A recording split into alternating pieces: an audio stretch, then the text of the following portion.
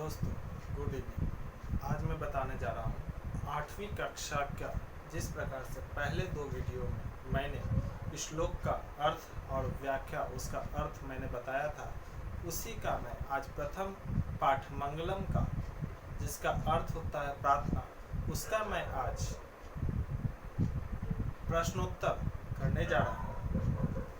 जो कि प्रथम प्रश्न लिखित से यह कहता है रिक्त स्थानी पूर्यत, अर्थात खाली स्थानों को पूरा करें। यह देता है कि यहाँ पे जितने भी डॉटिंग लाइंस से किया गया है वह आपका बताया गया है कि यह खाली स्थानों को भरा जा चुका है, जो कि पहले दिया हुआ था संवध्वम सम जानताम देवा भागम सज्जनाना। ठीक है, तो यह दिया हुआ था। अब उस जो भी दिया गया था अब उसके खाली स्थानों पे मैंने उसको भरा है, जो कि यह प्रथम श्लोक से लिया गया है, जो कि प्रथम शब्द में संगच्छध्वम, उसके बाद वो मनांसी, उसके बाद दूसरी लाइन में यथा पूर्वे उपासते, अर्थात संगच्छध्वम संवध्वम सम वो मनांसी जानताम देवा भागम यथा पूर्वे सज्जनाना उपासते। यह श्लोक पूर्ण होता है। इसके बाद दूसरा में कहता है कि इसका संधि विच्छेद किया गया है, जिसमें कहता है पावकः पावकः, अर्थात इसका संधि विच्छेद पौ जोर अकः, फिर नायकः नय जोर अकः, नयनम नी जोर अनम, नाविकः नौ जोर इकः, पावनः पो जोर अनः, भावनम भो जोर अनम। जो कि यहाँ पे जो संधि विच्छेद दिया गया है यह मैं आगे का जब मैं वीडियो बनाऊंगा तो जब मैं संधि में पढ़ाऊंगा तो उसमें धीरे धीरे स्टेप के साथ मैं यह विस्तृत करूंगा, उल्लेख करूंगा कि वह आखिर यह होता क्यों है, किसको मिलाने से यह क्या बनता है। जैसे आ जोर ई बनता है, मात्राएं वर्ण के अनुसार यह परिवर्तित होता है। उसी प्रकार से यह मैं आगे के वीडियो में मैं बताऊंगा। इसके बाद दूसरे में देता है संस्कृत में अनुवाद करें। हिंदी में कुछ वाक्यांश दिए गए हैं, वाक्य दिए गए हैं, जो कि यह वह प्रतिदिन विद्यालय जाता है। तो यहाँ पे इसका अनुवाद होता है सह प्रतिदिनम विद्यालयम गच्छति। ऐसा क्यों होता है? इसलिए होता है कि सह का अर्थ सह मीन्स वह, प्रतिदिन का प्रतिदिनम, विद्यालयम और गच्छ मीन्स होता है जाना। लेकिन हम यह देख रहे हैं कि यह वर्तमान काल में है, अर्थात लट लकार में है। लट लकार में हम यह देखते हैं कि यह प्रथम पुरुष का एक वचन का भाग है, इसलिए यह यहाँ पे ती का प्रयोग गच्छ के साथ ती का प्रयोग करते हैं, जिसको हम लोग गच्छति लगाते हैं। इसके बाद उसी प्रकार से विभिन्न स्थानों पे विभिन्न धातु का और शब्दरूप का प्रयोग होता है। जैसे यहाँ पे मेरे साथ तुम भी जाओगे, तो मेरे साथ मेरे का होता है मया, साथ का सह, तुम भी।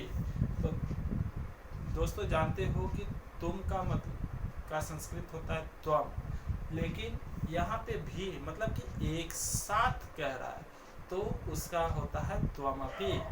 इसके बाद कहता है जाओगे, तो जाओगे यह अर्थात यह कह रहा है कि भविष्य में है, तो भविष्य में भी यह कहता है कि मेरा, तो मेरा यह किस में आता है, तो यह आता है द्विवचन में।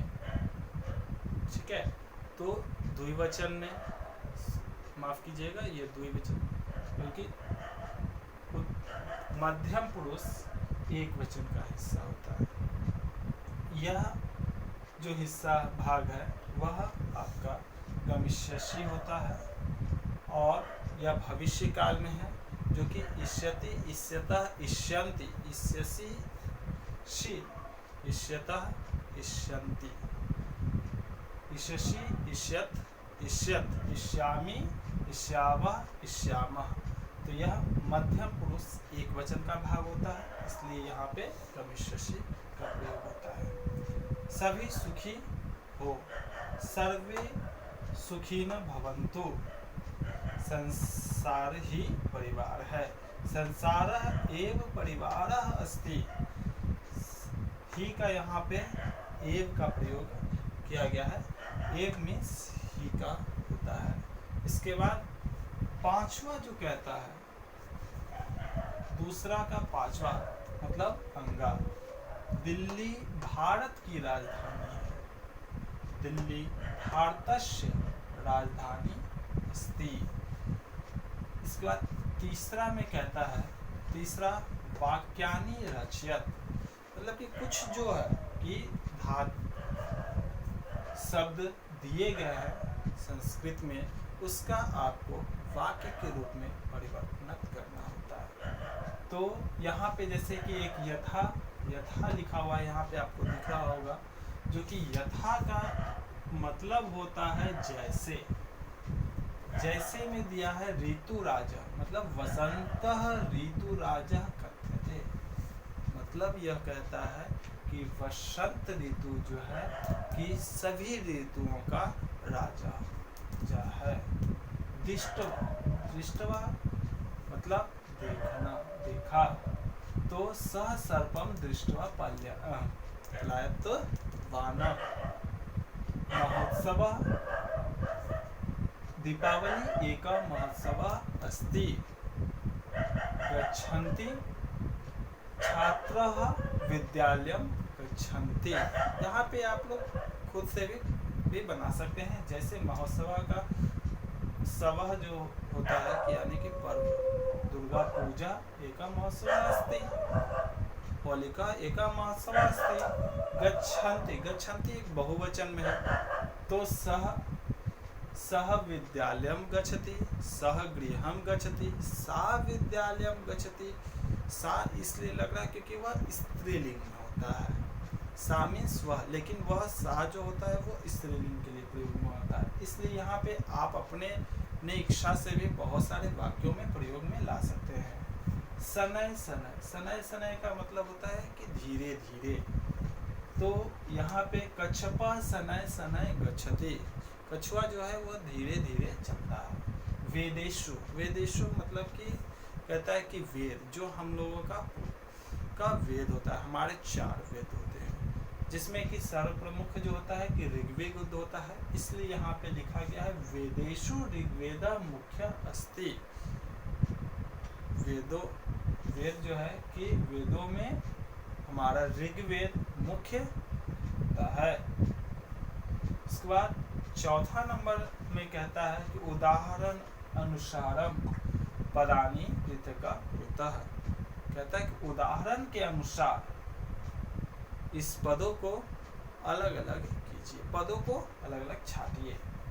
तो जैसे में यथा दे रहा है फिर से, तो यथा मीन्स जैसे कि मैंने पिछले बार भी बताया कि जैसे होता है। तो सर्वमेव मतलब सर्वेषाम जोड़ एव, सर्वेषामेव का मतलब होता है हमेशा, तो सर्वेषाम जोड़ एव। अधिनमस्तु, इसमें से यहाँ पे एव को अलग कर दिया जा रहा है, तो यहाँ पे इसमें अलग हो गया। इसमें से म अगर अलग होता है तो अस्तु, अस्तु अलग हो जाता है, तो अधितम जोड़ अस्तु।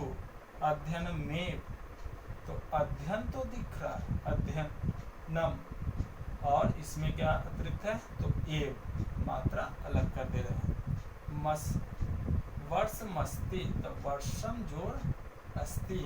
समुद्र ईव, तो समुद्रम जोड़ ईव, इस प्रकार से यह अलग होता जा रहा है। अब मैं आगे के प्रश्न का उत्तर मैं देता हूँ।